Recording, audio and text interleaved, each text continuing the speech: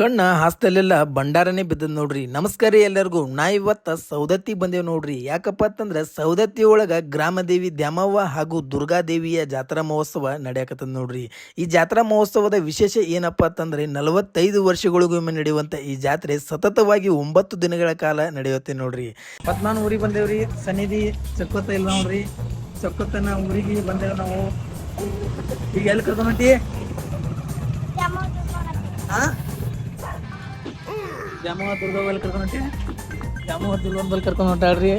ನಾವು ಬಂದಿದ್ದು ಜಾತ್ರೆಯ ಕೊನೆಯ ದಿನ ನೋಡ್ರಿ. ಇವತ್ತ ಹೆಚ್ಚಿನ ಸಂಖ್ಯೆಯಲ್ಲಿ ಭಕ್ತರು ದೇವಿ ದ್ಯಾಮವ್ವ ಹಾಗೂ ದುರ್ಗಾದೇವಿಯ ದರ್ಶನವನ್ನ ತೆಗೆದುಕೊಳ್ಳಕ ಬಂದ್ಬಿಟ್ಟಾರ ನೋಡ್ರಿ. ಯಾಕಪ್ಪ ಅಂತಂದ್ರೆ 45 ವರ್ಷಗಳಿಗೊಮ್ಮೆ ನಡೆಯುವಂತ ಈ ದೇವಿ ಜಾತ್ರೆ ಇನ್ನು 45 ವರ್ಷ ಆಗುವವರೆಗೆ ಮತ್ತೆ ಜಾತ್ರೆ ನಡೆಯುವುದಿಲ್ಲ. ಅದಕ್ಕೋಸ್ಕರ ಹೆಚ್ಚಿನ ಸಂಖ್ಯೆಯಲ್ಲಿ ಭಕ್ತರು ದೇವಿಯ ದರ್ಶನವನ್ನ ತೆಗೆದುಕೊಳ್ಳಕ ಬಂದ್ಬಿಟ್ಟಾರ ನೋಡ್ರಿ. ಹಂಗೆ ನಾವು ಕ್ಯೂ ಲೈನ್ ಅಲ್ಲಿ ಪಾಳೆ ಹಚ್ಚಿಕಿಸಿಂದ ಗದ್ದಲ್ದಾಗ ನಿಂತು ಒದ್ದಾಡ್ಕೊಂತ ಸೀದಾ ದೇವಿಯ ದರ್ಶನವನ್ನ ತೆಗೆದುಕೊಳ್ಳಕ ಹೊಂಟ್ಬಿಟ್ಟೇವ್ ನೋಡ್ರಿ.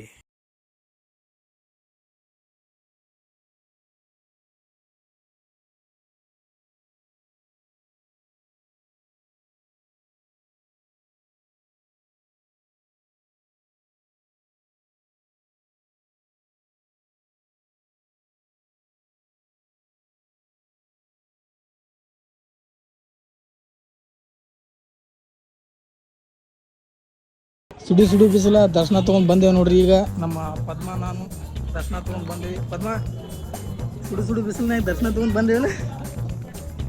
ಪದ್ಮ ನಾನು ದರ್ಶನ ತಗೊಂಡ್ ಬಂದೇವಿ. ನಮ್ಮ ಊರ್ ಪೂರ ಬಂಡಾರಮಯ ಆಗ್ಯದ. ದೇವಿ ದರ್ಶನ ತಗೊಂಡು ಸೀದಾ ಹೊರಗೆ ಬಂದ ಕಿಸಿಂದ ಸ್ವಲ್ಪ ನೆಳ್ಳಾಗ ಕುಂತು ಬಿಟ್ಟಿವಿ ನೋಡ್ರಿ. ಯಾಕಪ್ಪ ಅಂತಂದ್ರೆ ಸೂರ್ಯನಾರಾಯಣ ವೋಲ್ಟೇಜ್ ಜಾಸ್ತಿ ಇಟ್ಬಿಟ್ಟಿದ್ದಾರೆ. ಅದಕ್ಕೆ ನಮಗೆ ತಡ್ಕೊಳ್ಳೋದು ಅಲ್ಲಿ ನೋಡ್ರಿ. ಆ ಸಂಬಂಧ ನೆಳ್ಳಾಗ ಕೂತ್ ಕಿಸಿಂದ ಸೀದಾ ಮನೆ ಕಡೆ ಬಂದ್ಬಿಟ್ಟಿವಿ ನೋಡ್ರಿ. ಸಂಜೆಕ ದೇವಿದು ಹೊಣ್ಣಾಟಿತ್ರಿ. ಹೊಣ್ಣಾಟ್ನ ನೋಡ್ಕೊಂಡ್ ಬಂದ ಕಿಸಿಂದ ಸನ್ನಿಧಿ ಎಲ್ಲರಿಗೂ ಭಂಡಾರ ಎರ್ಸಾಕತ್ ಬಿಟ್ಟಿದ್ ನೋಡ್ರಿ.